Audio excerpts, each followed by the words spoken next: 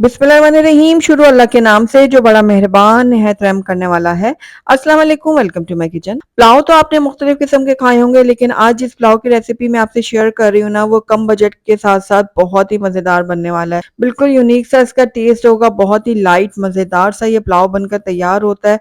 आप इस पुलाव को ज़रूर ट्राई कीजिएगा। मुझे पूरी उम्मीद है आपको और आपके घर वालों को ये मज़ेदार सा पुलाव बहुत पसंद आएगा। आप इस पुलाव को सर्व कर सकते हैं ग्रीन चटनी और अचार के साथ, जिससे इसका टेस्ट और भी दुबाला हो जाएगा। तो चलिए फिर फटाफट से इस मजेदार और बहुत ही टेस्टी से चिकन की गर्दन के पुलाव को बनाना शुरू करते हैं। तो बिस्मिल्लाहिर्रहमानिर्रहीम। यहाँ पर मैंने एक पैन ले लिया और इसके अंदर हाफ कप डालूंगी मैं घी। आप चाहे तो ऑयल का भी इस्तेमाल कर सकते हैं, लेकिन घी में ये पुलाव बहुत ही टेस्टी बनने वाला है। तो यहाँ पर एक बड़ा मैंने तेजपात का पत्ता लिया था, जिसको मैंने दो हिस्सों में तोड़ लिया है। 3-4 लौंग ले लिए हैं, 4-5 दाने मैंने काली मिर्चों के ले लिए साबुत। एक मैंने ले लिया बड़ी इलायची, एक बड़ा टुकड़ा, एक छोटा टुकड़ा मैंने दालचीनी का लिया है। 1 चाय का चम्मच जाएगा इसके अंदर सफ़ेद ज़ीरा साबुत। तो सारे खड़े मसाले मैंने घी में शामिल कर दिया। अब इनको हल्का सा फ्राई करूँगी, ताकि इनकी जो खुशबू है ना, वो घी में अच्छी तरह से आ जाए। इन खड़े मसालों को आपने जलाना नहीं है, बस हल्का-हल्का सा फ्राई करना है। तो यहाँ पर देखिए ये जो खड़े मसाले हैं वो अच्छे से फ्राई हो गए हैं। अब इस टाइम पे आकर इसके अंदर हमने प्याज़ ऐड करनी है। तो एक बड़े साइज़ की प्याज़ थी, जिसको मैंने बारीक काट के इसके अंदर ऐड किया है। तो बस अब प्याज़ को हमने फ्राई करना है तब तक जब तक इसमें लाइट गोल्डन कलर नहीं आ जाता। और प्याज़ को भी आपने डार्क गोल्डन नहीं करना, वरना आपका जो पुलाव का कलर है ना, वो डार्क बनेगा। तो बस ये देखिए हल्का-हल्का सा मैंने प्याज़ को फ्राई कर लिया और बहुत अच्छा लाइट गोल्डन कलर आ गया है इसके अंदर। तो बस इस टाइम पे आकर इसके अंदर हम ऐड कर देंगे चिकन की गर्दन। तकरीबन 750 ग्राम्स ये चिकन की गर्दन थी, ये मैं इसके अंदर ऐड कर दूँगी। साथ ही इसके अंदर मैं ऐड करूँगी लहसुन अदरक का पेस्ट 1 खाने का चम्मच। अब लहसुन अदरक को और चिकन की गर्दन को हम अच्छी तरह से भून लेंगे, ताकि लहसुन अदरक का कच्चापन भी ख़त्म हो जाए और जो हमने इसमें चिकन की गर्दन डाली है वो भी अच्छे से फ्राई हो जाए और इनका भी कलर चेंज हो जाए।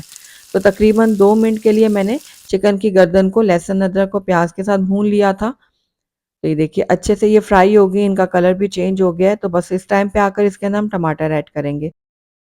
2 दरमियाने साइज़ के टमाटर थे, वो मैंने काट के इसके अंदर ऐड कर दिए। साथ ही हस्बे ज़रूरत इसके अंदर हम ऐड कर देंगे नमक। नमक ऐड करने से ना टमाटर हमारे फटाफट से नरम हो जाएँगे।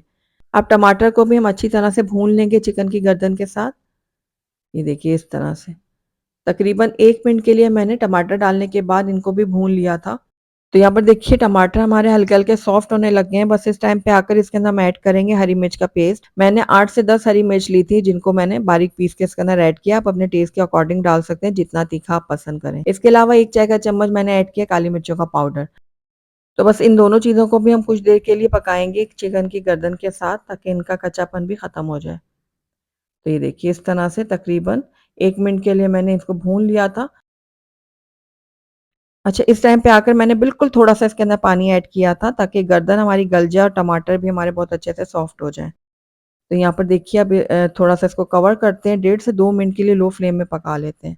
तो यहाँ पर देखिए 2 मिनट हो गया था चिकन की गर्दन को पकते हुए, और यहाँ पर ये देखिए मसाला बहुत अच्छी तरह से गल चुका है और चिकन की जो गर्दन है ना, वो भी ऑलमोस्ट गल चुकी है।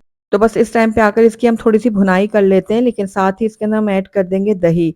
तो यहाँ पर तकरीबन हाफ कप दही थी, जिसको मैंने अच्छी तरह से फेंट लिया है और वो हम इसके अंदर ऐड करेंगे। फ्लेम को मैंने थोड़ा-सा लो कर दिया है। दही ऐड करने के बाद इसको भी हम अच्छी तरह से मिक्स करेंगे और तकरीबन 1 से 1.5 मिनट के लिए हम इसको भी पका लेंगे। तो लगातार चम्मच चलाते हुए मीडियम आँच पे हम इसकी भुनाई कर रहे हैं। तो 2 मिनट के लिए मैंने अब सारी चीज़ों की भुनाई कर ली अच्छी तरह से, और ये बहुत अच्छी तरह से भुनकर तैयार हो गया है मसाला। तो बस अब इस टाइम पे आकर इसके अंदर हमने पानी ऐड करना है। तो जिस ग्लास से आपने चावल नापे थे ना, उसी ग्लास में हम इसके अंदर ऐड करेंगे पानी।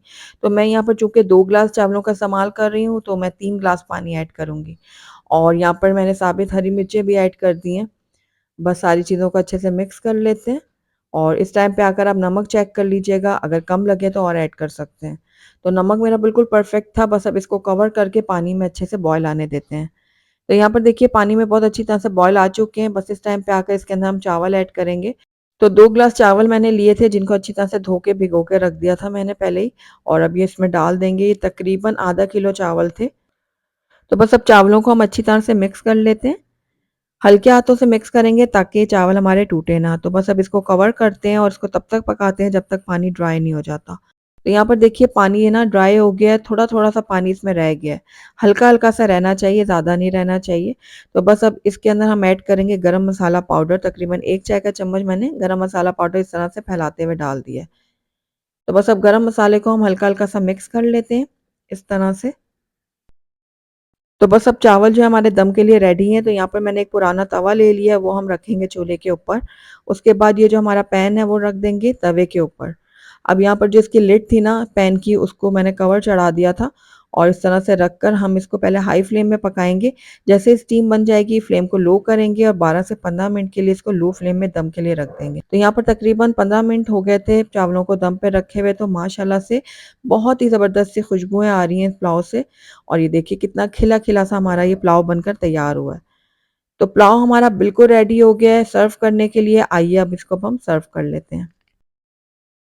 तो अल्हम्दुलिल्लाह हमारा बहुत ही खिला-खिला, खुशबूदार, मज़ेदार सा चिकन की गर्दन का पुलाव बनकर तैयार हो गया है। यकीन जानिए ये इतना टेस्टफुल पुलाव बनके तैयार होगा कि मैं आपको बता नहीं सकती। तो एक बार इस पुलाव को मेरे कहने पे ज़रूर ट्राई कीजिएगा। आपको और आपके घर वालों को ये मज़ेदार सा चिकन की गर्दन का पुलाव ज़रूर पसंद आएगा। अगर आपको मेरी आज की रेसिपी पसंद आई है तो इसको लाइक भी ज़रूर कीजिएगा। फ्रेंड्स और फैमिली में भी इसको ज़्यादा से ज़्यादा शेयर कीजिएगा और मेरी वीडियो को शुरू से एंड तक देखने का आपका बहुत-बहुत शुक्रिया। Thank you for watching. Allah हाफ़िज़।